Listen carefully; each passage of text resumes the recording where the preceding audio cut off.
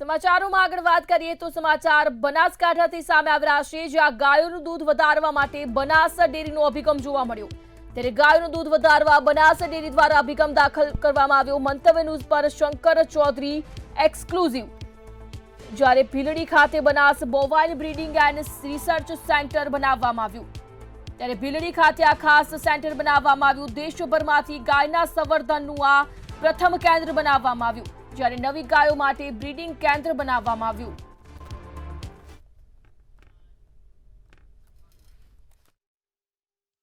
પ્રથમ સંવર્ધન કેન્દ્ર જે આપણે પશુઓનું ખાસ કરીને જે ઢોર છે જેની અંદર દૂધ ઓછું આવે છે ત્યારે તેને વધારે દૂધ મળે, સાથે એક સારી ગુણવત્તાવાળી વસ્તુઓ લોકો સુધી પહોંચે, એક સારા પશુપાલકોને મળે તે માટેનો પ્રયાસ બનાસ ડેરી દ્વારા કરવામાં આવે છે। સર ખૂબ જ એક સારો પ્રયાસ, આ પ્રયાસ કેવી રીતે આગળ વધારવાનો છે, આમાં શું ફાયદા?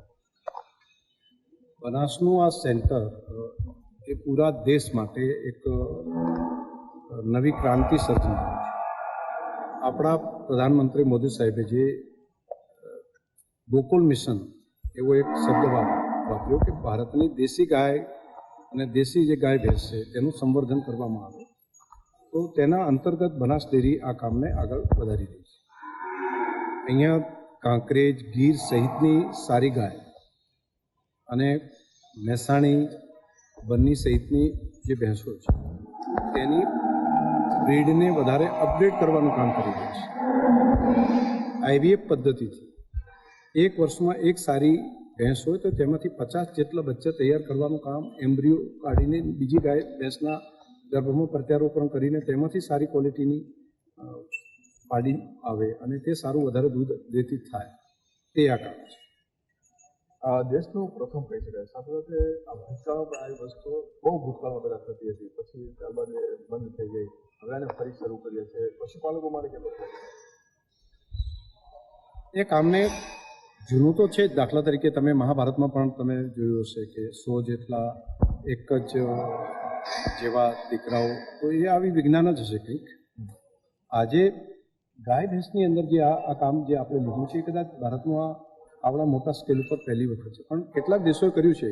અમેરિકા, બ્રાઝિલ, આ બધા દેશોએ ઘણા વર્ષોથી એ લોકો કામ કરી રહ્યા છે અને તેના કારણે તેમણે ગાયના સંવર્ધનનું કામ કર્યું છે, પરંતુ ત્યાં જર્સી, એચએફ આવી ગાયોની અંદર જ થયું છે। આપણે ત્યાં વિવિધતા રહેલી છે, આપણે ત્યાં દરેક પ્રદેશની અલગ ગાય છે અને દરેક પ્રદેશની અંદર ભેંસમાં પણ આ ક્વોલિટી મળે છે, જે હીટ ટોલરન્સી પણ તેની અંદર ઘણી બધી છે અને રોગ પ્રતિકારક શક્તિ પણ સારી છે અને ક્વોલિટી ઓફ મિલ્ક પણ આપણી દેશી ગાયોનું ખૂબ આરોગ્ય માટે પણ સારું છે।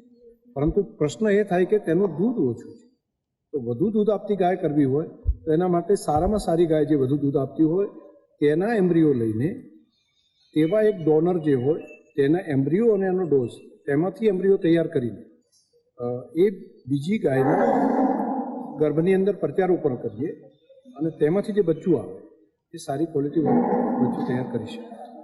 તો આપણે જે પ્રાથમિક પ્રાઇવેટ ધોરણે આપણે ક્યાંથી શરૂ કરવાના છે, સાથે કેટલા જે આવા ડોનર જે છે આપણે એ પ્રત્યારોપણ દર વર્ષે 3.5 વર્ષથી આ કામને ચલાવી રહ્યા છીએ। એની અંદર બચ્ચા જન્મ્યા છે, બચ્ચા દૂધ અને એ ગાયો બનીને દૂધ પણ આપતા થઈ ગયા છે એટલે પ્રાથમિક તબક્કે પ્રાયોગિક ધોરણે તો બધું કરી લીધું, હવે એને માસ સ્કેલ ઉપર કરવા જઈ રહ્યા છીએ। આપણા પ્રધાનમંત્રી મોદી સાહેબે જે પ્રમાણે કહ્યું છે કે વિજ્ઞાનને સાથે રાખીને, સેન્સિટિવિટી પણ સાથે રાખીને આપણું જે દેશી જે છે એનું અપગ્રેડેશન કઈ રીતે કરી શકાય, તો વિજ્ઞાન અને વિજ્ઞાનને ધરતી ઉપર લાવવાનું કામ છે। અમારી પાસે 30 લાખ જેટલી ગાય ભેંસ છે બનાસકાંઠા જિલ્લામાં, તો 30 લાખ ગાય ભેંસનું જે દૂધ આવે છે તેને જો હવે વધારે કરવું હોય તો વધારે 60 લાખ ગાય ભેંસ ન કરી શકાય। એટલું કરીએ તો એને ખાવા માટે એટલું ફોડર વધારે જોઈએ, એટલું પીવા માટે પાણી વધારે જોઈએ, એને રખરખાવ માટે વધારે મહેનત કરવી પડે। તેના બદલે જે અત્યારે 7 લીટર દૂધ આપતી હોય તેના જગ્યાએ 25 લીટર દૂધ આપતી કઈ રીતે કરી શકાય, તો એ આ વિજ્ઞાન છે, આના માધ્યમથી અમે કરી શકીશું।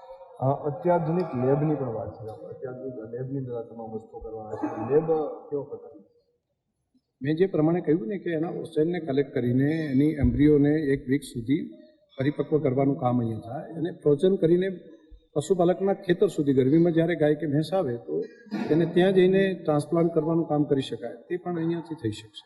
બહુ આધુનિક છે, વર્લ્ડ કક્ષાની લેબ છે, વર્લ્ડ કક્ષાનું એક આ સેન્ટર છે।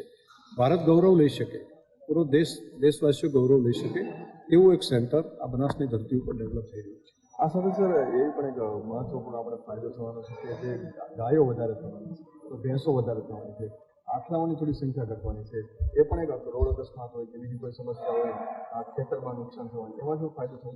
એટલે સોર્ટેડ સિમેન્ટ ડોઝ જે કહીએ છીએ એની અંદરથી 90% જેટલી વાસળી જ માત્ર આવે, 90% માત્ર પાડી જ આવે. એટલે રખડતા જે નંદી હોય ને કોઈને હાઈવે ટ્રાફિક કે ખેતરોના પાકને નુકસાન કરે છે તેના બદલે 90% માત્ર ગાય જ આવશે. અને એ પણ આઈવીએફની સાથે સાથે સોર્ટેડ સિમેન્ટ બંનેનો અમે જ્યારે સમન્વય કરીએ છીએ ત્યારે એક અદ્ભુત પરિણામ મળે છે કે નિશ્ચિત રૂપે 90% જેટલી વાસળી જ આવે અને જે વાસળી છે એ પણ હાઈ દૂધ આપતી હોય તેવું હોય, એની બ્રીડિંગ વેલ્યુ પણ સારી હોય. એમ્બ્રિયો તૈયાર થશે ત્યારથી જ નક્કી કરી શકાશે કે આ કેટલું દૂધ આ વાસળી જન્મ્યા પછી એને વિયાણા પછી કેટલું દૂધ આપશે તે એક ટાઈમથી નક્કી કરી શકાય છે.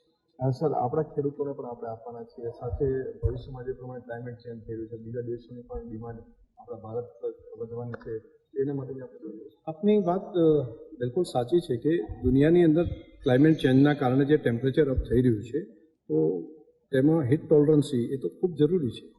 અને હીટ ટોલરન્સી આપણી ગાયોની અંદર છે, આપણી ભેંસોમાં છે.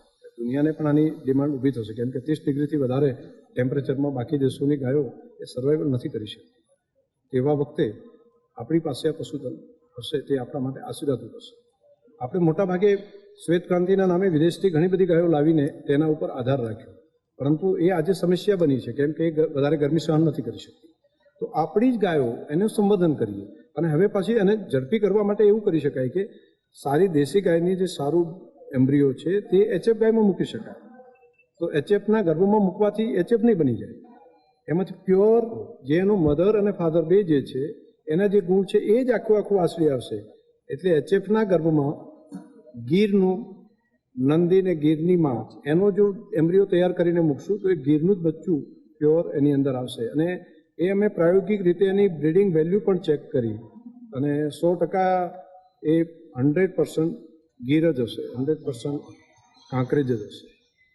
તો ખૂબ જ મહત્વ પ્રકારનું આજે જે કેન્દ્ર બની ગયું છે, સાથે સાથે કેન્દ્રની અંદર જે મોટી સંખ્યામાં જે ગાયો ખાસ કરીને ભેંસો તૈયાર થવાની છે, પશુપાલકો માટે પણ ખૂબ જ આશીર્વાદરૂપ સાબિત થવાની છે. કેમેરામેન રશ્મિન પટેલ સાથે મિહિર દુધરેજિયા, મંતવ્ય અમદાવાદ.